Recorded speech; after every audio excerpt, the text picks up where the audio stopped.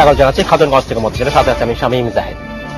7% GDP প্রবৃদ্ধি অর্জনের নমনীয় এবং বিনিয়োগ বান্ধব মুদ্রানীতি ঘোষণা করেছে বাংলাদেশ ব্যাংক। মূল্যস্ফীতি যাতে না বাড়ে সেদিকেও সতর্ক দৃষ্টি রাখা হয়েছে আগামী 6 মাসের জন্য এই মুদ্রানীতিতে। তবে এই মুদ্রানীতি বিনিয়োগে কতটুকু বাড়াতে পারবে তা নিয়ে সংশয় আছে বিশ্লেষকদের। আজ আমরা আলোচনা করব নতুন মুদ্রানীতি নিয়ে।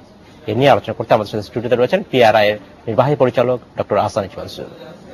তবে মূল আলোচনা যাওয়ার আগে দেখে নেব একটি প্রতিবেদন।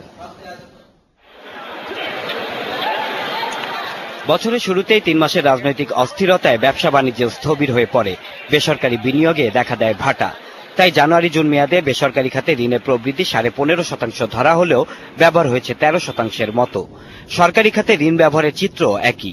তাই বিনিয়োগ চাঙা করে কর্মসংস্থান সৃষ্টি নতুন মুদ্রানীতির লক্ষ্য, জানান গভর্নর। গাড়ি চলছে, এখন হঠাৎ করে গাড়ির গতি বাড়িয়ে দেওয়া বা কমিয়ে দিয়ে আমরা একটা অস্থিরতা তৈরি করতে চাই না। সেই জন্য একই রকমের একটা স্টান্স নিয়ে এই মুদ্রানীতি এসেছে এবং তার জন্য ইনক্লুসিভ গ্রোথকে সাহায্য করা। নতুন মুদ্রানীতিতে বেসরকারি খাতকে উৎসাহিত করতে ঋণের প্রবৃদ্ধি ধরা হয়েছে 15%, আর সরকারি খাতে তা ধরা হয়েছে 23.7%। এছাড়া রপ্তানিকারক এবং ক্ষুদ্র ও মাঝারি উদ্যোক্তাদের জন্য চলতি অর্থবছর $50 কোটি তহবিল ছাড় করার কথাও জানান গভর্নর। $500 মিলিয়ন মানে কত?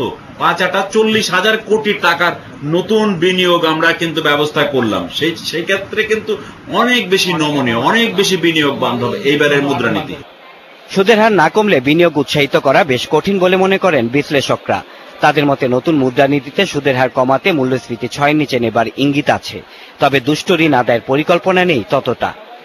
ব্যাংকিং খাতের প্রাতিষ্ঠানিক শক্তি বাড়াতে হবে যাতে তারা লোনগুলোকে ম্যানেজ করতে পারে এবং লোনগুলো এইভাবে দ্রুত ব্যাড লোনে পরিবর্তিত না হয়। যত কম ব্যাড লোন হবে ইকোনমিতে ততই ব্যাংকিং খাতে সবার জন্য ভালো। 7% প্রবৃদ্ধি অর্জনে সরকারি বেসরকারি খাতে ধরা ঋণের পরিসীমা যথেষ্ট বলেও জানান অর্থনীতিবিদরা। Shaon Hasnat, independent news, Dhaka. দেখলাম প্রতিবেদনটি আমরা। আহসান ইকবাল, আপনাকে স্বাগত জানাচ্ছি। কেমন আছেন আপনি? ধন্যবাদ। আজ আমরা কথা বলবো মুদ্রানীতি নিয়ে, যেটা গত সাম্প্রতিক সময় বৃহস্পতিবারে ঘোষণা করা হলো। এবং মুদ্রানীতিতে বলা হচ্ছে যে এর একটা মূল ফোকাস বা মূল দিক দেখাবার বিষয় হচ্ছে যে ইনভেস্টমেন্ট বাড়াতে হবে। যখন আমরা সবখানে বলছি যে ইনভেস্টমেন্ট আসলে বাড়ছে না, তখন এই মুদ্রানীতিতে ইনভেস্টমেন্ট বাড়ানোর কথা বলা হচ্ছে। আপনার কি মনে হয় যে মুদ্রানীতি ঘোষণা করা হলো সেখানে ইনভেস্টমেন্টকে বা বিনিয়োগকে উৎসাহিত করবার জন্য যথেষ্ট ব্যবস্থা রাখা হয়েছে? ধন্যবাদ। প্রশ্নটা খুবই প্রাসঙ্গিক। আমরা একটা জিনিস জানি যে মুদ্রানীতির যে এক্সপেকটেশন, মুদ্রানীতি দিয়ে আমাদের যে আশা, সেটা হচ্ছে যেটা এটা একটা সহযোগী নীতি হিসাবে কাজ করবে, বিশেষ করে বিনিয়োগ এবং প্রবৃদ্ধির ক্ষেত্রে।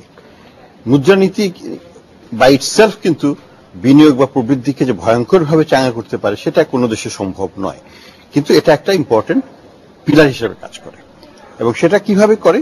সেটা হচ্ছে যে 1 নম্বর হচ্ছে মূল্যস্ফীতিকে ধারাবাহিকভাবে যদি কমিয়ে আনতে পারে, স্টেবল বা সাস্টেইনড, যেটা গভর্নর সাহেব সুন্দরভাবে বলেছেন যে আমরা ধারাবাহিকতা বজায় রাখতে চাই, সেটা একটা গুরুত্বপূর্ণ দিক। আরেকটা হচ্ছে যে ইনভেস্টমেন্টটা রেসপন্সিভ হয় অনেকগুলো ফ্যাক্টর, তার মধ্যে রাজনীতি আছে, তার মধ্যে ইনফ্রাস্ট্রাকচার আছে, এগুলো তো অনেক বড় বড় ফ্যাক্টর। তাছাড়াও যেটা যখন সার্ভে করা হয় ফুটে ওঠে সেটা হচ্ছে যে সুদের হার। সুদের হার যদি কিছুটা হলেও কমানো সম্ভব হয় তাহলে কিন্তু এক ধরনের আমি বলবো সাপোর্টিভ রোল মুদ্রানীতিটা নিতে পারে। এবং সেই বিষয়ে আমাদের এক্সপেকটেশনটা কি? আমি মনে করি যে সুদের হার বাংলাদেশে কমাতে হলে 3টে জিনিসের উপর নজর দিতে হবে। একটা হচ্ছে মূল্যস্ফীতিকে কমিয়ে আনা, সেটা কমানোর একটা প্রচেষ্টা আছে, কিন্তু আমি বলবো যেটা খুব উচ্চভিলাষী নয়, আনঅ্যাম্বিশাস আমি বলবো। এই জন্য 6.3 বা 4 আমরা অলরেডি আছি, সেখান থেকে 6.2 নামিয়ে আনা এটা কিন্তু খুব একটা উচ্চ লক্ষ্য কিছু নয়। আমি বলবো যে এটা লক্ষ্যটা আরো একটু অ্যাম্বিশাস হওয়া উচিত ছিল আমাদের দৃষ্টিকোণ। আমি মিনিমাম 6 নামিয়ে আনতে পারলে আনার জন্য প্রচেষ্টা নেওয়াটা দরকার ছিল। এটা 1 নম্বর। 2 নম্বর যেটা হচ্ছে যে সুদের হার কমিয়ে আনা। সুদের হার কমানোতে এটা একটা রোল প্লে করে মূল্যস্ফীতি, কারণ এটার সাথে সবগুলো রেটই কমে আসতে পারে, যেটা আমরা দেখেছি অতীতে। মূল্যস্ফীতি কমার সাথে সাথে ইন্টারেস্ট রেট স্ট্রাকচারটা একটু কমে আসছে কিন্তু বাংলাদেশেও। কিন্তু এর মধ্যে আরো কতগুলো ফ্যাক্টর আছে।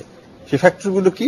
1 নম্বর হচ্ছে যে স্প্রেড, লোন লসের স্প্রেড যদি বেশি হয় যদি যখন ব্যাংক লোনগুলো দেয় এবং লোনের প্রভিশনিং রিকোয়ারমেন্টটা যদি বেশি হয় তাহলে স্প্রেডটা বেশি হয়, স্প্রেডটা বেশি হলে পরে এবং আমাদের এখানে বহুদিন থেকে বলা হচ্ছে আমাদের দেশে এভারেজ স্প্রেড হচ্ছে 5% বেশি, বারবার বলা হয় 5% নিচে, এখনো কিন্তু আসলে সেই অর্থ এখন বলছে বাংলাদেশ ব্যাংকে গড়ে এটা 4.87% এসেছে, কিন্তু এটার মধ্যে এটাও প্রশ্নবিদ্ধ হয় জন্য যেখানে ওই ডিসকাউন্ট রেট যেটা বাংলাদেশ ব্যাংক দিচ্ছে খুব কম সুদে 4%, 5%, সেটা ওর মধ্যে চলে আসে। এটাকে বাদ দিয়ে দেখাটাই ভালো আমার মনে হয়।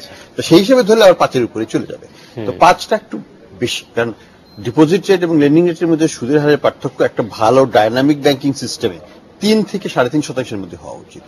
কাজে এটাকে যদি আমরা স্বাভাবিক লেভেলে নিয়ে আসতে পারতাম তাহলে আরো 1.5% আমরা সুদের হার কমাতে পারতাম। এটা একটা দিক যেটা খেয়াল করতে হবে। আরেকটা দিক খেয়াল করতে হবে, সেটা গুরুত্বপূর্ণ, সেটা এখনই করা যায় কিন্তু সরকার করছে না। সেটা হচ্ছে যে আমাদের যে সঞ্চয়পত্র সুদের হার সেটা সরকার 2% কমিয়েছে, কিন্তু 2% কমানোর পরেও কিন্তু স্প্রেডটা মার্কেটের যে ডিপোজিট রেট এবং সরকারের সঞ্চয়পত্র যে ডিপোজিট রেট অনেক বেশি এখন। ফলে প্রতি মাসে এখনো 2,500 কোটি টাকা সরকার এখনো ঋণ নিচ্ছে বেসরকারি এই নন ব্যাংক খাত থেকে। এইটা কিন্তু ব্যাংকিং খাতের জন্য কোনো ভালো সংবাদ নয়। এবং এটার ফলে যেটা হচ্ছে যে বিনিয়োগকারীরা আমরা সবাই সরকারের এই নন ব্যাংক খাতের মাধ্যমে সরকারকে টাকা দেওয়ার চেষ্টা করব। ফলে ব্যাংকিং খাত একটা হচ্ছে যে তারা ডিপোজিট গ্রহণে ব্যর্থ হচ্ছে। গত বছরে মাত্র 12% ডিপোজিট নিয়েছিল ব্যাংকিং খাত। এবছর যদি 12% ডিপোজিট হয় তাহলে কিন্তু আমাদের প্রবৃদ্ধি ব্যাংকিং খাতে হবে না। 2 নম্বর হচ্ছে ব্যাংকিং খাতের বাইরে যদি এই কার্যক্রমটা চালানো হয় তাহলে ব্যাংকিং খাতের লাভ, তাদের যে ইন্টারমিডিয়েশন রোড সেটা কমে যায়। ট্রেজারি বিল নিতে পারে না সরকার, গত বছর -2.5% করেছে বড়ই। এইরকম হলে পরে ব্যাংকিং খাতে আয় কমে যাবে। এখানে আপনার সাথে একটু আমি আপনাদের দৃষ্টি আকর্ষণ করতে চাই। সঞ্চয়পত্র সুদের হার হ্রাস করবার কথা যখন বলছি আমরা, তখন আমাদের দেশে এক ধরনের একটা সেন্টিমেন্ট আছে যারা একেবারে সাধারণ মানুষ, সরকারি কর্মচারী বা যারা রিটায়ারমেন্টে গেছেন, তাদের যে সঞ্চিত অর্থ সারা জীবনে তারা খুব রিস্কি জায়গায় রাখতে চান না। তাদের জন্য এটা খুব এক নিরাপদ জায়গা। যেটা বলা হয়ে থাকে আমরা দেখি যে সঞ্চয়পত্র সুদের হার যখন আমার কথা আসে তখন অনেক ব্যক্তি না অনেক প্রতিষ্ঠানও এখানে টাকা ইনভেস্ট করে, সেইখানে আসলে একটা বড় সমস্যা, এবং তারা অনেক পরিমাণ অর্থ ব্যয় সেখানে আসলে করে, এবং শোনা যায় কোনো ব্যাংক, কোনো বীমা প্রতিষ্ঠান অনেক এরকম করে থাকে। এরকম তাই যদি হয় আসলে সেই জায়গাটা আসলে আমরা নজর দিতে পারি কিনা যে একজন ব্যক্তি তার যেটা লিমিট নির্ধারণ করে দেয় বা এবং বলা হয় ব্যক্তি বাদে কোনো প্রতিষ্ঠান সঞ্চয়পত্র ইনভেস্ট করতে পারবে না, তখন কি এই বিষয়টা বিস্তারিত করা যায়? আমার মনে হয় যে লিমিট কিছু আছে, কিন্তু লিমিটের প্রতিপালন হয় কিনা সেটা নিয়ে একটু সন্দেহ আছে। কারণ আমাদের ন্যাশনাল সেভিংস ইনস্টিটিউশন যেটা আছে সরকার কমপ্লিটলি ম্যানুয়াল বেসডে চলে। কাজে কেউ যদি লিমিট জায়গায় 5টা অ্যাকাউন্ট খুলে কেউ জানতে পারবে না যে সেই একই লোক 5 জায়গায় করছে বা বেনামে করছে বা এইভাবে করছে। সেটা এই জন্য এটা প্রশাসনিক দুর্বলতার কারণে এনফোর্স করা সম্ভব। এটাকে কম্পিউটারাইজ করতে পারলে, ন্যাশনাল নেটওয়ার্কের মধ্যে নিয়ে আসতে পারলে হয়তো অনেকখানি করা সম্ভব হতো। কিন্তু আমি তবুও বলবো একটা জিনিস, একটা হচ্ছে বাজার ব্যবস্থার স্বাভাবিক প্রক্রিয়া চলতে দেওয়া, আরেকটা হচ্ছে আমি আমার পেনশনিয়ারদেরকে প্রোটেকশন দেব, সেটা সরকারের নৈতিক দায়িত্ব। তার একটা প্রাক্তন কর্মচারীর ওয়েলবিং দেখার দায়িত্ব সরকারের, এবং সেই জন্য সরকারের পর্যাপ্ত পেনশনের ব্যবস্থা করার দায়িত্ব হচ্ছে সরকারের। সেই জন্য ব্যাংকিং খাতের ক্ষতি করে তাদেরকে সংস্থান করা এটা জাতির জন্য বেশি ক্ষতিকর, এবং এটা কোনো অর্থহীন একটা কার্যক্রম বলে আমি মনে করি। এবং যারা এটা করছেন তারা ঠিক বিবেচনা প্রসূত ভাবে এটা করছেন না। নতুন মুদ্রানীতি বেসরকারি খাতে উৎসাহ করতে ঋণের প্রবৃদ্ধি ধরা হয়েছে 15%।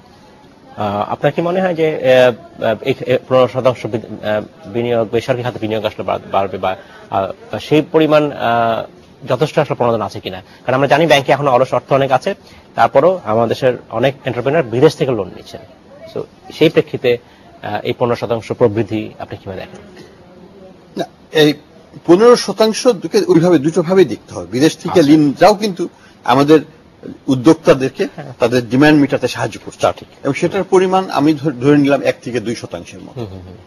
কাজে এটা প্রকৃত অর্থে 16 থেকে 17% মতো। আচ্ছা, সেই হিসাবে দেখলে পরে কিন্তু যথেষ্ট কুশন আছে। 2 নম্বর হচ্ছে যে এখানে আমাদের দেখতে হবে যে এটা কিন্তু কোনো অ্যাবসলিউট সিলিং না। ডিমান্ড যদি বাড়ে তাহলে কিন্তু ব্যাংকিং খাত থেকে তাদেরকে টাকা দেওয়া হবে।